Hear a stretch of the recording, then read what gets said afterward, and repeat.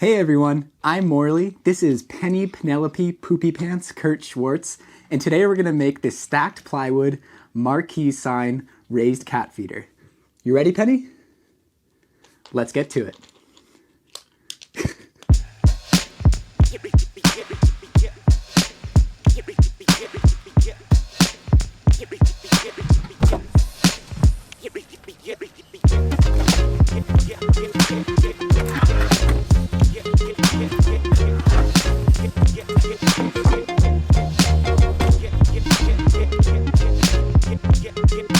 The first step of this project was cutting the pieces of 3/4 inch Baltic birch plywood to size. My little Hyundai Accent hatchback is my current woodshed, so I just did this with my cordless circular saw on a couple of sawhorses that I set up right behind my car. Before each cut, I applied masking tape over the cut line, which reduces tear out on the top veneer of the plywood and leaves you with a really nice crisp top face. I wanted the exposed plywood edges to be super clean, so I also replaced the stock blade in my circular saw with one that has a higher TPI.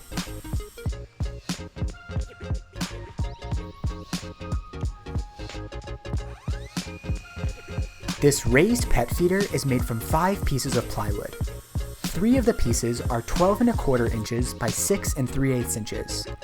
I made the other 2 pieces a 1/2 inch shorter in both directions, so when I stack the pieces in an alternating pattern, I have tracks all the way around the stand 1/4 inch deep.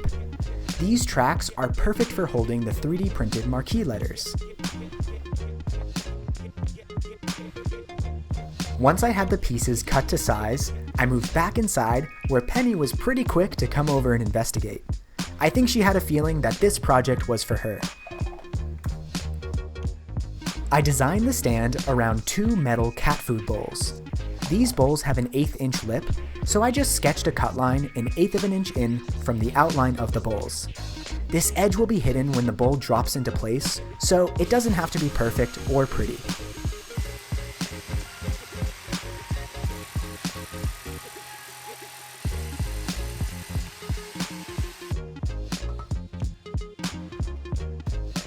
And since the bowls are about 1.5 inches deep, I cut holes in the second layer of plywood as well.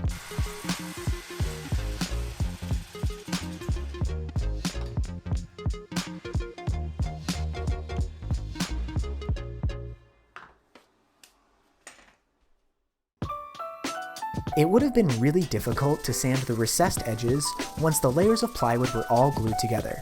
So at this point, I sanded all of the edges and the top face up to 220 grit. Then I was ready to start gluing and screwing the layers together, with a little help from Penny, of course. Getting the first 2 layers lined up was a little tricky because they kept wanting to slide around on the layer of glue. So for the rest of the layers, I used the trick of sprinkling a little bit of table salt on top of the glue, which stops the pieces from sliding around.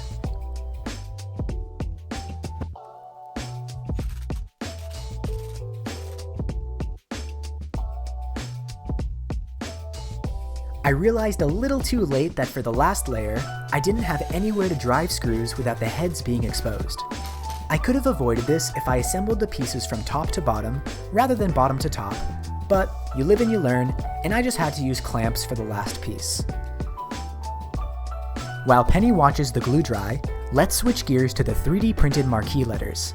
I actually designed this entire piece in Fusion 360 before I cut any plywood. This was super handy for both creating my cut list and making the marquee letters.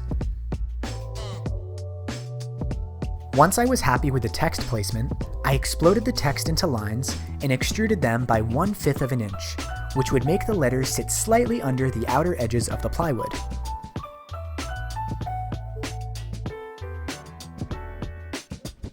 I printed the letters with black PETG on my Prusa i3 Mark III's.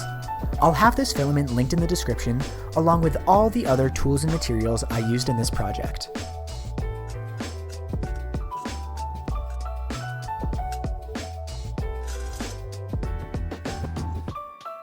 But before gluing the letters into place, I finished the plywood with 3 coats of varithane diamond wood finish in crystal clear semi-gloss.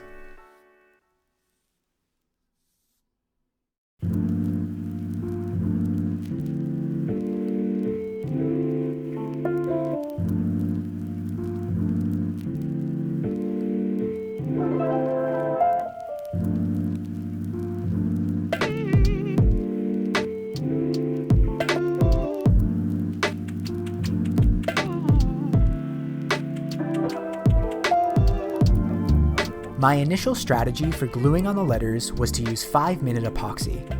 But it didn't take long for me to realize that this wasn't the best choice for lots of little letters with a small contact area. It was just a little too messy, and I quickly got annoyed having to mix up small quantities of epoxy every 5 minutes. So by the time I got to Penelope, I switched over to gel superglue. This was a much nicer experience. Gel superglue has a bit of working time, so I was still able to get each letter perfectly positioned before the superglue grabbed hold.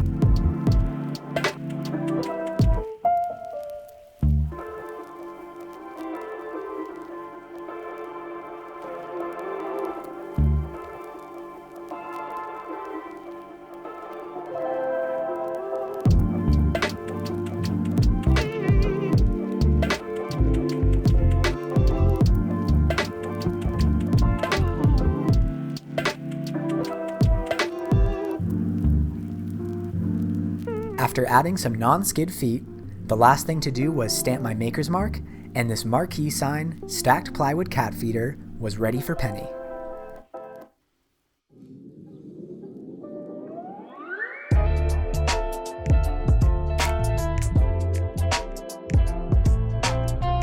I am so happy with how this project turned out. I had a feeling that the black letters on the plywood edges would look really cool, but honestly, this looks way sicker than I imagined.